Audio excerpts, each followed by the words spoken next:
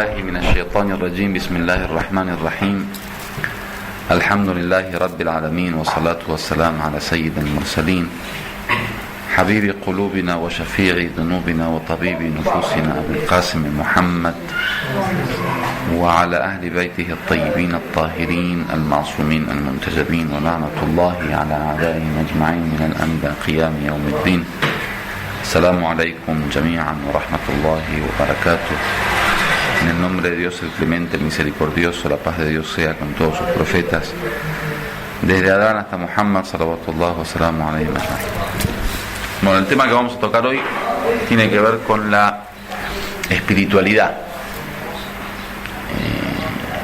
Y obviamente, si nos da el tiempo, inshallah ta'ala, vamos a tratar de ver aquello que distingue a la verdadera espiritualidad propuesta por el Corán y la Sunna del Profeta sallallahu alaihi wasallam, de la falsa espiritualidad o la pseudo espiritualidad que hoy desgraciadamente aparece como un fenómeno social y popular muy profundo en Occidente.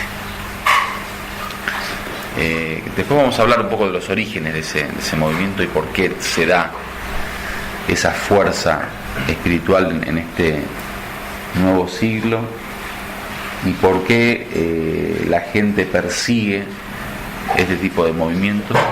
Pero antes hay que definir la verdadera espiritualidad para saber después, en base a eso, cómo distinguirla de la otra. Hay puntos fundamentales que aparecen como los ejes principales de la espiritualidad en el Islam y que podríamos decir son la base de la misma religiosidad en el Islam.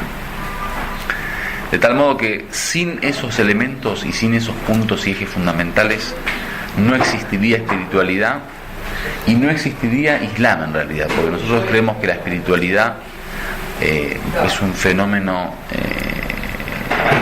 inherente al Islam, no son, digamos, fenómenos distinguidos o diferentes.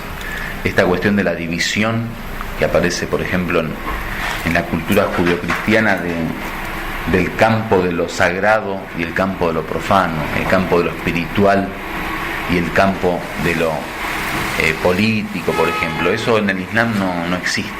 O sea, el fenómeno de secularización que, bueno, acá lo definen generalmente como la división entre iglesia y Estado, en realidad es la división entre religión y cualquier otra cosa. O sea, cualquier cosa que divida la religión de la vida del ser humano, ya sea en el campo político, o en el campo económico, o en el campo cultural, es de alguna manera secularización.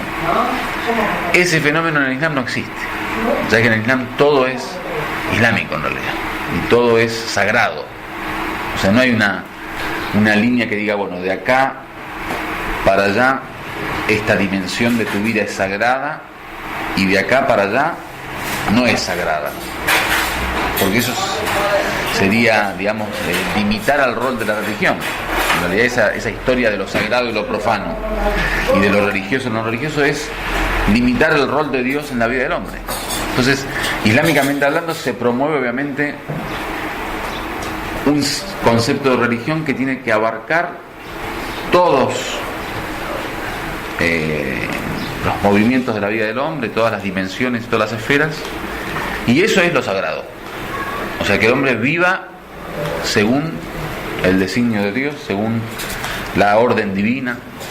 Entonces, si uno vive en todo su movimiento humano, en todas las esferas y dimensiones, según la orden de Dios, su vida es una vida sagrada.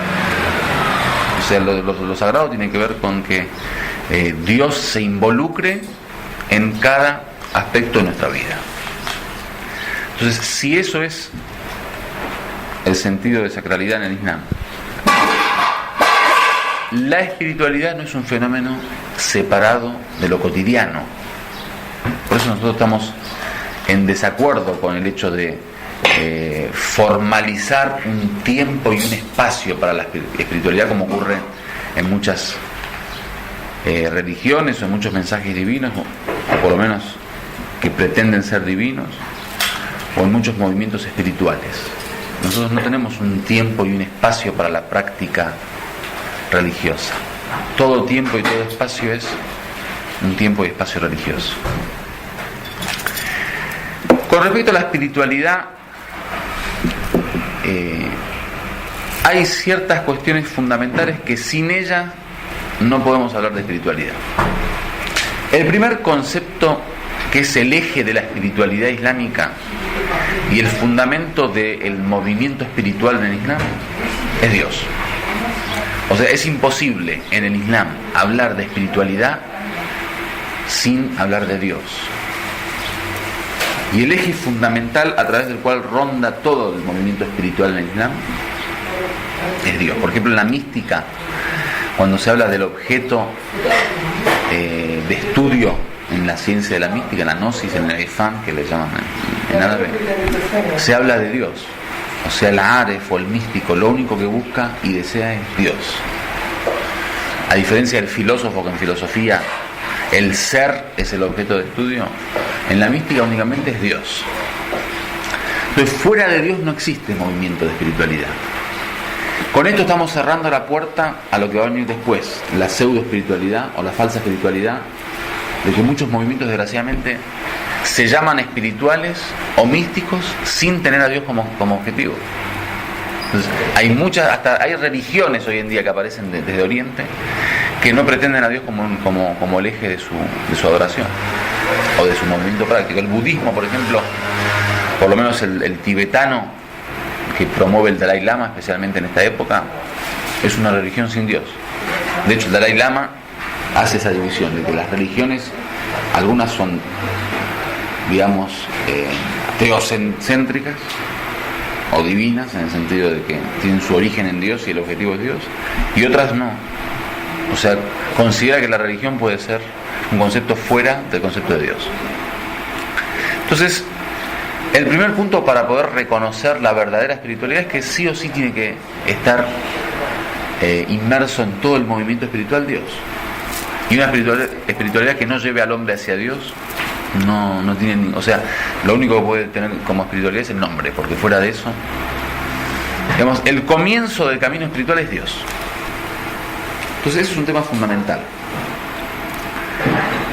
Y el otro tema tiene que ver con que no solo el objetivo de la espiritualidad tiene que ser Dios, sino que además la fuente de la espiritualidad tiene que ser Dios. O sea, el camino que yo voy a practicar tiene que estar basado en el mensaje de Dios. Porque puede ser que venga alguien y diga, bueno, está bien, si la verdadera espiritualidad es que uno tiene que seguir el objetivo y eje principal que es Dios, yo sigo a Dios, pero lo sigo a mi manera. O sea, de la forma que yo, en lo personal, creo que ahí está Dios. Como muchos dicen, bueno, Dios está en el corazón, entonces siguen la religión del amor, como pasa con algunos sufis. Otros dicen, bueno, Dios está en todas partes, entonces yo me dedique a lo que me dedique, ahí está Dios. Otros dicen, Dios está en la mente, entonces hacen todo un estudio, digamos, psicológico, filosófico, de Dios sin que Dios tenga participación directa en la vida práctica, en la conducta. Entonces, no solo la espiritualidad verdadera es que hay que seguir un objetivo que es Dios, sino que el camino que me lleva hacia Dios también tiene que ser divino, que es la revelación. ¿Sí? O sea que la verdadera espiritualidad sí o sí tiene que basarse en una revelación divina y en una tradición profética. Esa es condición fundamental. No podemos hablar de espiritualidad según la visión islámica si no es un mensaje traído por los profetas. Por algo muy claro, es que nosotros nos dijimos al principio que el objetivo de la espiritualidad y el eje principal que nos mueve tiene que ser Dios. Si yo por un lado estoy diciendo que Dios tiene que ser el eje y el motor de la espiritualidad, ¿cómo puede ser que para llegar a ese objetivo siga un camino diferente al de Dios? O sea, nosotros no dijimos que queremos llegar a Dios, o no es posible llegar a Dios a través de un camino que no sea el camino que Dios propuso. O sea, es una estupidez. Y eso se plantea en el tema del amor, cuando se dice que obviamente el motor que mueve al místico en el sentido es el amor por Dios, ¿no? Dice, bueno, si uno ama a Dios, ¿cómo puede ser que el camino práctico que vaya a seguir no sea las órdenes de Dios? Porque Dios tiene órdenes, lo vemos en el catolicismo, en el judaísmo, en las religiones, que de alguna manera Dios propone un camino hacia Él en las religiones, en la revelación. Entonces, si uno sigue un camino diferente a ese, es como decir, bueno, mira, yo te amo, Dios, pero permitime seguir el camino de Pedrito. No va. El Corán está muy clara, digamos, la teoría coránica con respecto al rol del amor en la obediencia. Dice el Corán: In kuntum tuhibbuna Allah fattabi'uni yuhibbukum Allah. Si realmente aman a Dios, in kuntum tuhibbuna Allah fattabi'uni, síganme, dice el profeta, sigan mi camino, porque es el camino de Dios, el de la orden. Entonces, no hay amor sin obediencia, o amor sin un seguimiento de las órdenes, ¿sí? Entonces, eso es necesario, y eso es fundamental al momento de,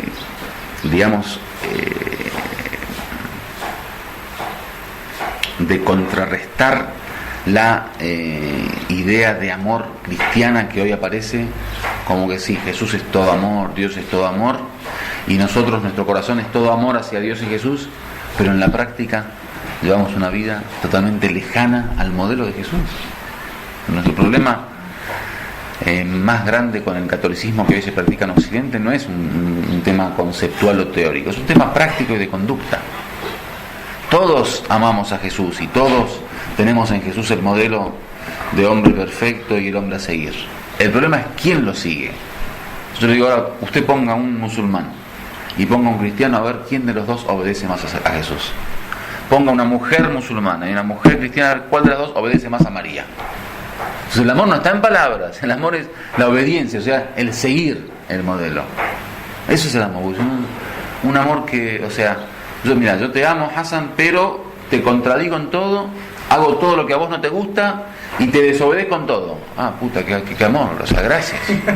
O sea, prefiero que me odies, o sea, no sé si me entendés. Entonces, el amor no es una cosa ni de palabras ni de sentimiento.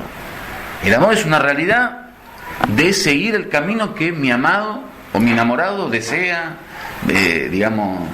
plantea.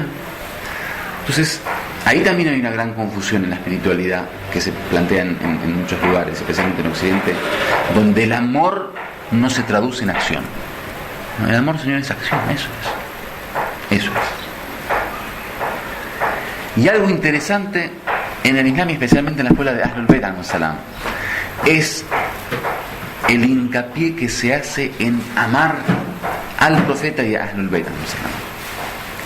Si ustedes ven la forma en que Ahlul Bayt trata, especialmente a nivel psicológico con los niños, en el tema de la educación, tenemos una narración que dice: Addibu auladakum ala hubb al-nabi wa hubb Ahlul Bayt wa tilawat al-Qur'an. O sea, eduquen a vuestros hijos en el amor al profeta, el amor a Ahlul Bayt y la lectura del Corán. Fíjense cómo no habla de obediencia, no habla de obligaciones, de responsabilidades. ¿Por qué? Porque el amor se encarga de eso. El mismo amor, si vos amás, porque al fin y al cabo, cuando uno dice, bueno, ama al profeta, en el profeta, se reúnen todos los valores de la perfección y los valores humanos, más pretendidos por cualquier ser humano. Entonces, en realidad, cuando decimos ama al profeta es porque es el modelo de hombre perfecto y en él se reúnen todas las condiciones de perfección. Entonces, ama al profeta, o sea, ama la perfección, ama la bondad, la belleza y todo lo que venimos hablando así. Lo mismo con Ahlul Bayt al-Salam. Ese amor se encarga de que uno después lo siga. Es normal. Entonces, es fundamental entender eso, que como eje fundamental de la espiritualidad tiene que haber Dios como objetivo y Dios como camino. O sea, la senda espiritual, el camino espiritual, tiene que ser un camino divino, es decir, basado en la revelación. Nosotros diríamos la Sharia. Si no hay ley, si no hay obediencia, si no hay una acción conforme a la revelación divina, no hay camino de espiritualidad. Esa es la segunda condición para el tema de la espiritualidad. El tercer punto es que la espiritualidad islámica está basada en la racionalidad. Y ese es otro punto peligrosísimo que se está dando en muchas de estas pseudo espiritualidades, que desgraciadamente no ponen a la razón como la base a través de la cual se comprenda o se perciba la realidad. Entonces, al quitarle la razón como método para conocer la realidad y luego aceptarla, obviamente, para tener fe en ella, para luego amarla, obedecerla, etcétera, etcétera, están cerrando la puerta al entendimiento humano y a la verdadera reflexión como camino para llegar a Dios. Al cerrar eso, te meten cualquier estupidez y vos tenés que callar, porque como no es un tema de razón y de intelecto, tenés que aceptarlo por aceptarlo. Entonces ahí entra el mundo de las emociones y todo tema sentimental y emocional. Entonces con eso es más fácil jugar con la gente. Si la forma de, digamos, de atraerte son las emociones, entonces tengo 1000 caminos para atraerte. Si la forma de atraerte es la razón, o sea, mi discurso tiene que ser un discurso que racionalmente sea aceptable, es más difícil. Porque ya vas a hacerme preguntas. Cuando yo te digo, mira, tu referente para creerme tiene que ser la razón. O sea, bueno, entonces yo tengo una pregunta. ¿Por qué esto es así? ¿Por qué esto es así? ¿Por qué esto es así? Entonces, cerrar el camino de la razón es el negocio de esta gente que trabaja con la falsa o la pseudo espiritualidad. Y es que como la razón no es una base, la lógica, digamos, no es una base de entendimiento, entonces yo te puedo entrar por gustos personales, te puedo entrar por pasiones, por tendencias, por debilidades, y así juegan con la gente. Por ejemplo, en el protestantismo se da mucho todo el tema sentimental y emocional. Se trabaja mucho en el tema del discurso protestante, el mover emocionalmente a la persona, ¿sí? Y se está dando mucho ahora el tema de ese, digamos, movimiento emocional a través de la música, estas formas que se crean en las iglesias de la pasión con la música, con el movimiento, con el canto, con todo ese fervor religioso como experiencia religiosa. Entonces, claro, utilizan 1000 cuestiones que psicológicamente tienen un efecto emocional. Entonces después el tipo sale con un fervor religioso, ¿viste? Te dice, me sentí en el paraíso. Pero claro, si te metieron 50 pichicatas de música, de baile, de cantar, de guitarra, ahora yo estoy escribiendo un libro sobre mística y aparece en la última parte, voy a dedicarlo a eso, el efecto psicológico que tienen estos nuevos movimientos, en donde ahí hablo de cómo utilizaron, digamos, 7 u 8 puntos de debilidad en el hombre y puntos de atracción del ser humano para que esta gente se sienta, bueno, de hecho, atraída por estos movimientos y participe. Y ahí pongo el tema del arte, por ejemplo, que uno como ser humano ama por naturaleza la armonía y la belleza, o sea, el sentido estético. Entonces te arman toda una parafernalia estética como para que el que vaya a la iglesia o al templo se sienta, viste, que está en el paraíso. O sea, vos venís acá, que es una casa normal, ¿viste? No tiene nada de belleza, y es, digamos, a nivel atractivo es muy, muy normal, o sea, no encontrás nada. Esto es una casa, el que viene acá, el que viene a buscar espiritualidad, conocimiento, supongamos, o a reírse un rato, por ejemplo. Pero ellos no, ellos intentan, digamos, armar toda una parafernalia en el templo como para que sea un fenómeno artístico, ¿entendés? Entonces el tipo va, una arquitectura maravillosa. La última vez estaba viendo el templo Bahá'í que querían construir en Chile, que va a ser supuestamente el más importante de toda América Latina, de todo el continente americano. Van a poner $36 millones, 36 millones en la arquitectura. Claro, es una arquitectura maravillosa. El tipo que vaya se enamora. Si no se enamora de Dios, por lo menos se enamora del edificio. Entonces, ¿cómo juegan psicológicamente con todas estas cosas? La atracción a través de la visión, a través de la audición, el arte, la música, el teatro. La otra vez estaba viendo también en televisión unos canales de protestantes que ponen a mujeres muy lindas haciendo difusión. Entonces ya empezaron también con el tema del shaitán de la mujer. O sea, claro, como en televisión la imagen es lo que cuenta, ya no te ponen al cura, viste, viejito, al que te habla portugués y no entendés bien, el negro de África te lo ponen en Europa para... No. Ahora ya están manejando todo el código, ¿sí? Cultural, y especialmente para la juventud. Entonces una mujer de 25 años, muy bella, con ropa media suelta, y ahí que te hable de Jesús y María. Entonces mirá cómo están jugando con el shaitán de la juventud y el tema de la sensualidad, de la atracción. O por ejemplo te hacen un templo con grandes parques. La otra vez estaba viendo un grupo sufi acá en España, una gran casona antigua en Granada, bellísima, con arquitectura antigua, en el medio de la montaña, con vista al mar, una cosa que uno dice que es el paraíso hecho templo. Entonces te das cuenta, uno busca el tema de la relajación, el tema de la tranquilidad, un lugar con paz. Entonces te atraen, ¿viste? O sea, te ponen todos los ¿cómo se puede decir?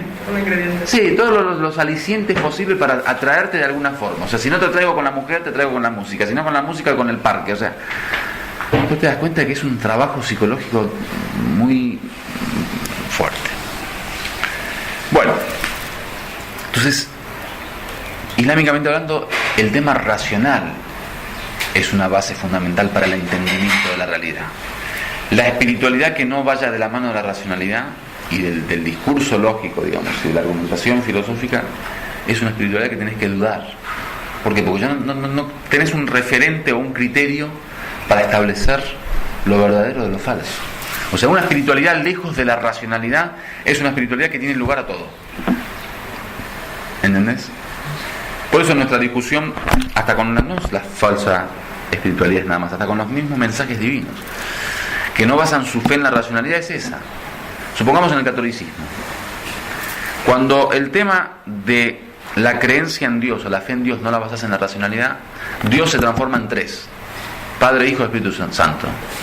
Cuando no hay racionalidad de por medio, ¿por qué tres? O sea, yo podría venir mañana como un ¿cómo le llaman? Un reformador cristiano, digo, bueno, Dios es 5 ahora. ¿Quién me lo va a negar? ¿Entendés? O sea, ¿por qué 3? No, 5 o 7. Cuando no hay razón de por medio para la fiel comprensión de la realidad, da lo mismo después que el misterio sea 3, 5, 7, como es un misterio. ¿Entendés? Entonces, si es cosa de misterio, ellos te dicen, no, bueno, tenés que creer porque es una cuestión de fe. Entendiendo por fe que lo que no se puede entender por intelecto. O sea, entonces, si hablamos de misterio, bueno, entonces cualquiera puede ser Dios, y Dios puede ser muchos, y Dios puede... O sea, todo el tema de la racionalidad atenta tanto a la falsa espiritualidad como a muchas religiones también. Digo, el problema que nosotros tenemos con la racionalidad no es solamente con la falsa espiritualidad, sino también con el concepto de fe en muchas religiones. Entonces, Dios como eje y como camino, el tema de la racionalidad. 3, el tema de la ley y la sharia. Es que nosotros entendemos como espiritualidad no simplemente un sentimiento en el corazón, sino una forma de vida. Es decir, que la conducta humana tiene que ser una conducta responsable y obediente de una ley. Otro de los puntos fundamentales de las falsas espiritualidades hoy en día es la espiritualidad light, o sea, una espiritualidad sin responsabilidad. Te dicen, no, vos a nivel conducta sos libre. Entonces te pone el tema de la libertad, que en principio es un valor humano importante, pero te lo maquillan con el maquillaje de la falta de responsabilidad.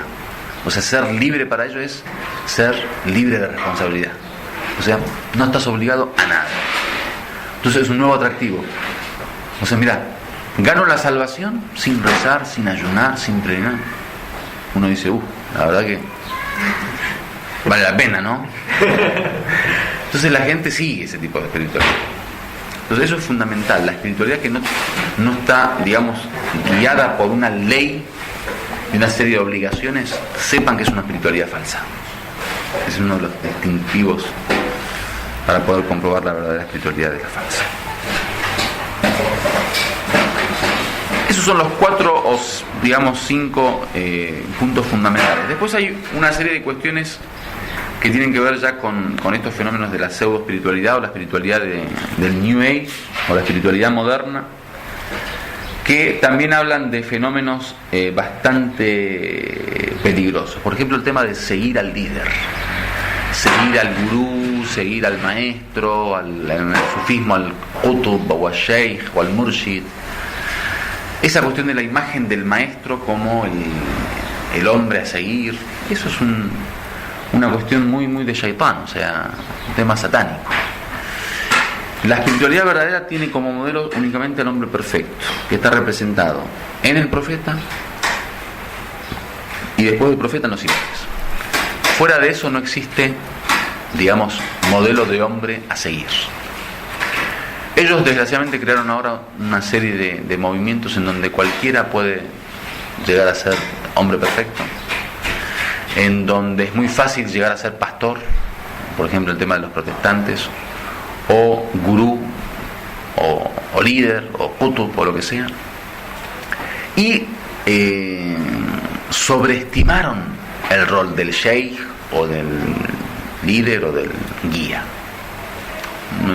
Digamos, en la espiritualidad islámica, el maestro, el guía, el ayatollah, el sheikh, el aref, lo que sea, no es más que una persona totalmente normal, con todas, digamos, las condiciones humanas normales de cualquier ser humano, que bueno, si tiene un poquito más de conocimiento, entonces lo enseña a los demás, y eso, hasta ahí. O sea, más que el tema de enseñar como un profesor o un académico que enseña una materia a sus alumnos, o sea, hasta ahí. No hay que sobreestimar la posición del líder o del guía. En el Islam es eso. A nivel obligaciones y derechos, el guía espiritual tiene las mismas obligaciones y derechos que cualquier otro musulmán.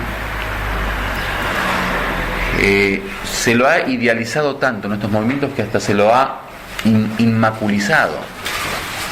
O sea, se lo considera un ser infalible, a tal punto de que ya él se transforma en el referente, ya no la ley o la tradición o el mensaje divino. Por ejemplo, en muchos movimientos sufis aparece que lo que el sheikh diga o haga, eso es la ley, aunque sea contrario a la ley exotérica, digamos, la ley aparente. ¿Por qué? Porque el sheikh es el hombre perfecto y él sabe dónde hay que hacer halal, donde hay que hacer haram. Dice, aunque haga haram, yo leí algunos libros, dice, aunque haga haram, ese es el camino, porque él sabrá por qué. Entonces es peligrosísimo ese tema. A no ser que el sheikh sea un sheikh argentino, por ejemplo, que ahí ya sería una excepción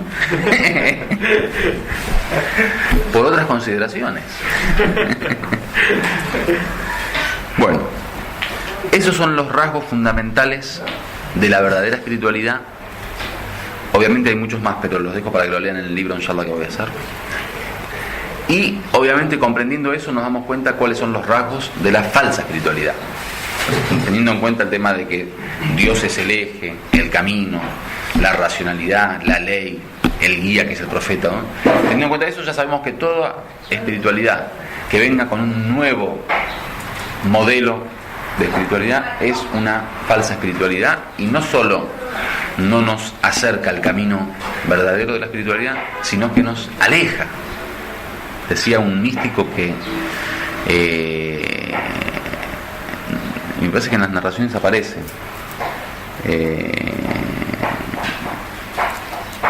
me parece que la narración dice: al amal bi ghayri tafaqquh la yazidu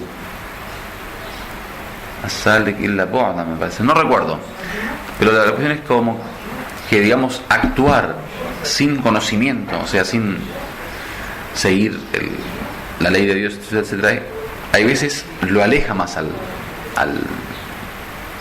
viajero, digamos. Walhamdulillahi rabbil alamin.